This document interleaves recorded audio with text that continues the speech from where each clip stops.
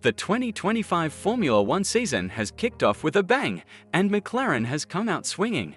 After an incredibly dominant performance in Melbourne, the working-based team has put the entire grid on notice. But could this be the start of another season of one-team domination? Or will Red Bull, Ferrari, and Mercedes find a way to stop McLaren's early charge? In this video, we break down the key factors behind McLaren's dominance, analyze the struggles of their rivals, and explore what it will take for the rest of the grid to catch up. McLaren started the season precisely where they left off in 2024, but this time their winter development seems to have paid off even more than expected. With a massive gap of almost 0.4 of a second to third-place Max Verstappen in qualifying and race pace that left every other team in the dust, McLaren looks like the team to beat. Could we be witnessing a repeat of Red Bull's 2023 dominance? And if so, what can other teams do to stop it? There's no doubt that McLaren was the most dominant force in Melbourne. While one race isn't always a clear indicator of how the rest of the season will unfold, their performance was nothing short of spectacular. On both wet and dry tires, the MCL 39 was untouchable. Red Bull, the closest competitor, was trailing by a staggering 0.7 per lap during the race. Looking at the speed traps, Piastri hit the second highest top speed of the weekend at 332 km/h, while Lando Norris was about 10 km/h slower, but still managed to outpace his teammate to secure the win. But if you examine the sector times, one thing stands out: McLaren's third sector dominance. Even though Norris was only the fifth fastest driver in the second sector, his performance in the final sector was unparalleled. Verstappen was losing half a second just in that portion of the track, highlighting how McLaren was able to extract more from the car than any of their competitors. A crucial aspect of McLaren's advantage lies in their ability to maintain tire life.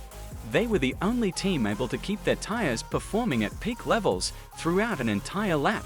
Other teams saw significant drop-offs, particularly in the final sector, where tire degradation left them unable to push as hard as McLaren.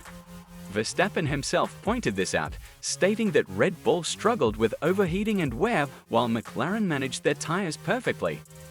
Ferrari, on the other hand, failed to capitalize on any of their pre-season hype. While many expected them to be McLaren's biggest challenger, the SF25 simply lacked the pace to compete. Charles Leclerc admitted that they were very off in terms of pace compared to McLaren and Red Bull. While Ferrari seemed on par with Mercedes, their main rivals were on another level entirely. The biggest issue: their unpredictable performance in mixed conditions, a weakness they've struggled with for years. Since the start of the current regulations in 2022, McLaren has evolved from a struggling midfield team to a genuine championship contender. Team principal Zak Brown attributes this turnaround to a shift in mentality. According to him, last year, McLaren was trying to be as good as our rivals. This year, the mindset is clear: be better than them. That aggressive approach has paid off. However, Ferrari isn't the only team facing a huge question mark. With all the attention on McLaren's success, many are wondering whether Lewis Hamilton's move to Ferrari will actually bring the success he hoped for. So far, his debut with the Scuderia has been underwhelming.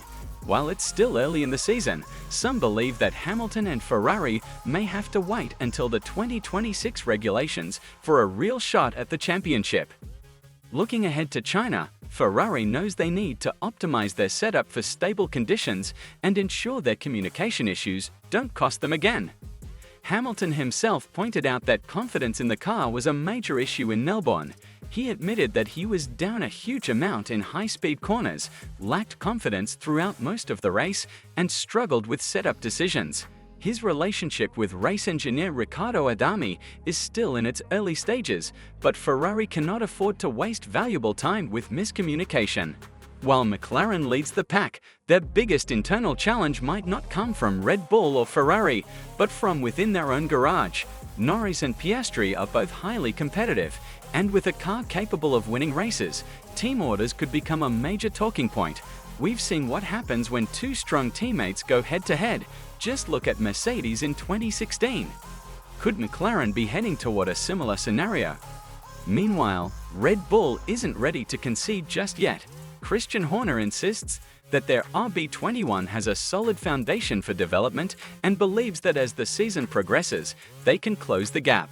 According to him, the new car doesn't have the same snappy behavior as last year's RB20, making it a more stable platform for future upgrades. At the same time, Max Verstappen is aware that McLaren has a significant advantage, particularly when it comes to tyre degradation. The Dutchman has openly stated that McLaren can manage their tyres better than anyone, and if Red Bull wants to stay in the fight, they'll need to address this issue immediately. So, what do you think? Is McLaren's early season dominance a sign of things to come, or will Red Bull, Ferrari, and Mercedes find a way to fight back? And could the biggest challenge to McLaren actually come from their own drivers? Let us know your thoughts in the comments below. And if you want to hear more about McLaren's latest development secrets, be sure to check out the video appearing on your screen right now.